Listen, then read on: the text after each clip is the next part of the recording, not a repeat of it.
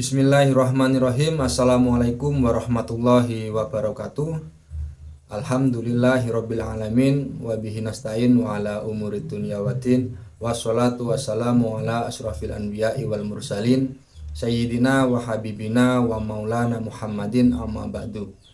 Yang saya hormati Bapak Dr. Fathur Rahman MPDI selaku dosen pengampu mata kuliah Desain dan Pengelolaan Pembelajaran PAI. Puji syukur kehadirat Allah Subhanahu wa taala yang mana pada kesempatan kali ini saya Ahmad Zaini Anwar, mahasiswa pasca sarjana Institut Agama Islam Al-Qadiri Jember, berkesempatan untuk mempresentasikan materi tentang bagaimana seharusnya pembelajaran pendidikan agama Islam atau PAI berdasarkan perspektif religius, perspektif filosofis, yuridis, dan psikologis. Sholawat serta salam mudah-mudahan selalu tercurahkan kepada junjungan kita Nabi Agung Nabi Besar Muhammad Sallallahu Alaihi Wasallam yang telah membawa kita dari zaman Zahiliyah menuju zaman yang penuh dengan ilmu, yakni ad-dinul Islam. Nah, baiklah, untuk yang pertama di sini saya akan menjelaskan tentang bagaimana seharusnya pembelajaran pendidikan agama Islam atau PAI berdasarkan perspektif religius. Nah, jika berbicara tentang PAI atau pendidikan agama Islam, PAI di sini dari perspektif religius berfokus pada penanaman nilai-nilai dan ajaran-ajaran Islam dalam kehidupan sehari-hari. Nah, berikut ini adalah beberapa elemen utama dari perspektif religius dalam pembelajaran PAI yang tentunya juga dilengkapi dengan referensi yang relevan. Yang pertama adalah penanaman akhlak mulia.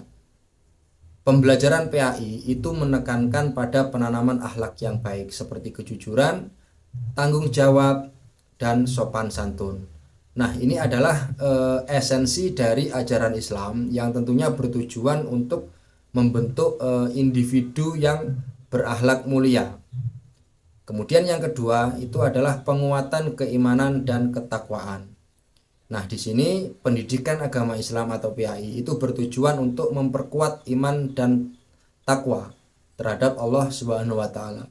Ini dilakukan melalui pengajaran rukun iman serta rukun Islam dan implementasinya dalam kehidupan sehari-hari. Nah, yang ketiga yaitu pembelajaran Al-Qur'an dan hadis. PAI di sini mencakup pengajaran tentang Al-Qur'an dan hadis, termasuk tentang tata cara membaca atau tajwid serta pemahaman makna sekaligus penerapannya dalam kehidupan sehari-hari. Kemudian yang keempat yaitu praktik ibadah.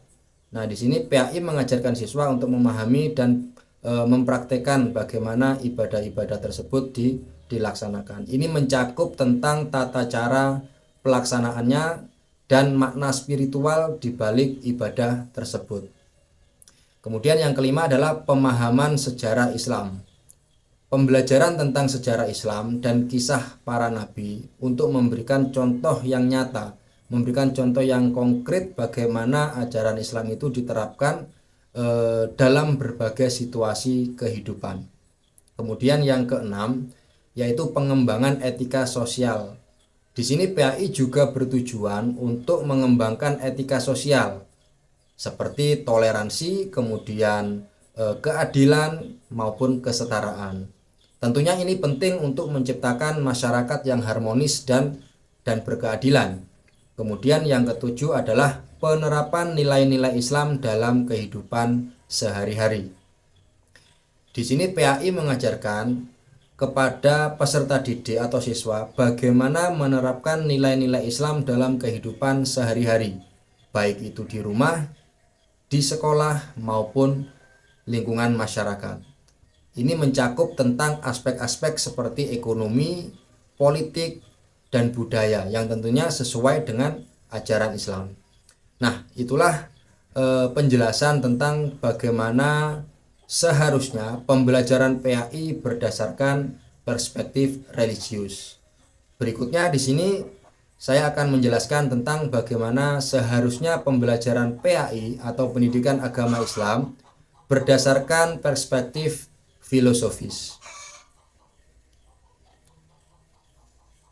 Implementasi perspektif filosofis dalam pembelajaran PAI atau Pendidikan Agama Islam ini dapat dilakukan melalui beberapa strategi. Antara lain yang pertama yaitu integrasi nilai filosofis dalam kurikulum.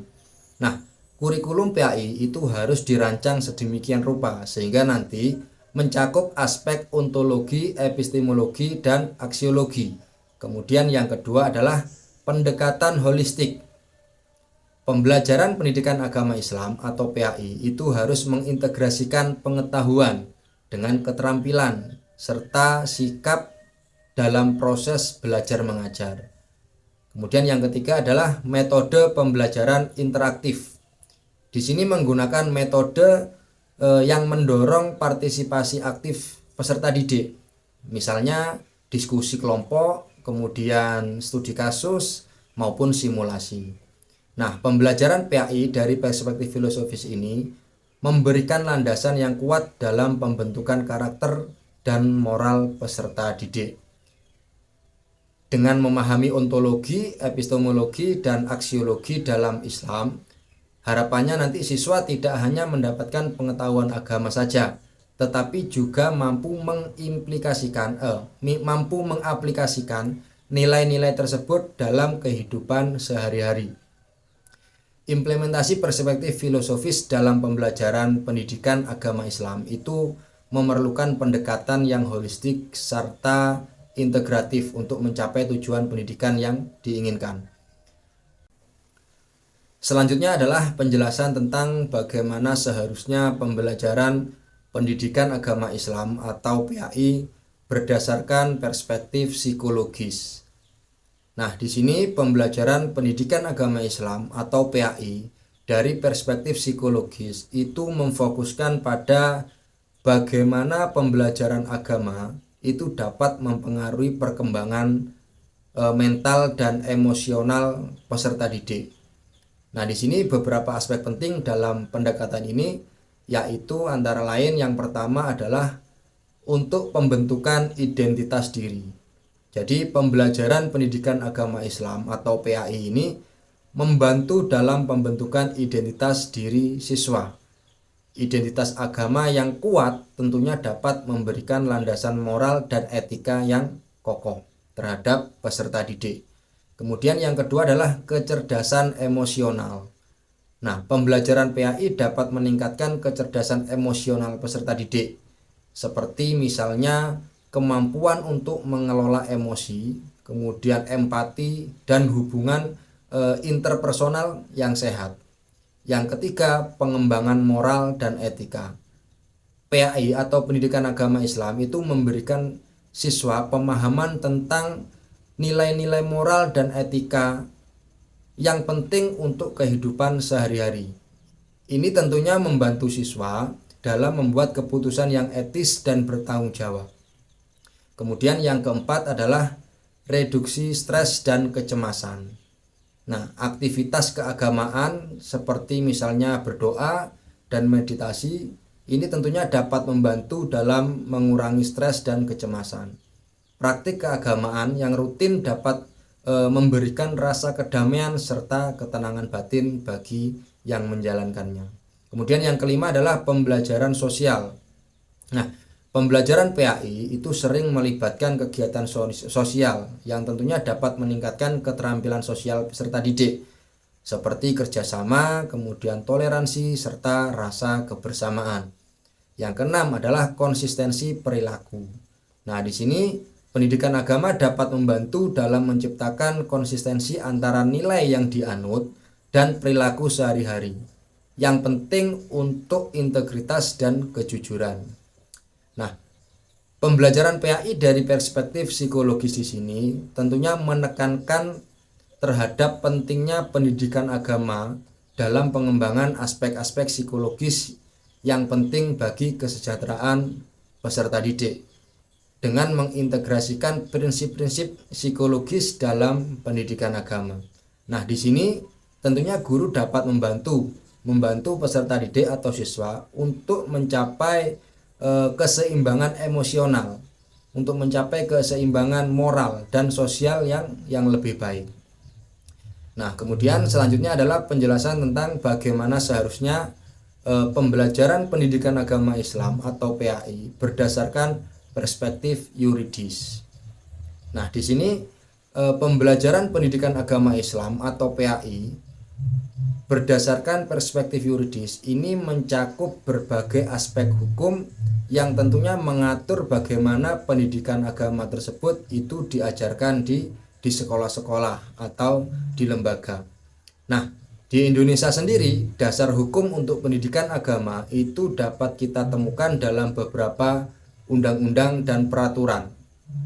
Misalkan UUD 1945 pasal 31 ayat 3. UUD 1945 ini menyebutkan bahwa pemerintah berusaha dan menyelenggarakan satu sistem pendidikan nasional yang meningkatkan keimanan dan ketakwaan serta akhlak mulia dalam rangka mencerdaskan kehidupan bangsa.